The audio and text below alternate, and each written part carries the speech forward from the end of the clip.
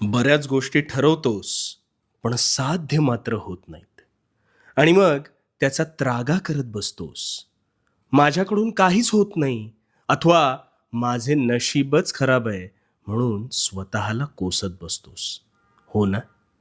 आता नेमकं कुठे चुकतंय ते सांगतो. मन लावून शेवटपर्यंत अगदी शांत चित्ताने ऐक. तुझी पहिली सगळ्यात मोठी चूक म्हणजे तुला वाटतं आहे, अजून वेळ आहे, उद्यापासून करतो. पण तो उद्या उजाडत नाही. आणि दुसरी चूक म्हणजे हाती घेतलेल्या गोष्टीच्या मुळाशी न जाता अर्धवट ज्ञानाने तू गोष्टी करायला जातोस.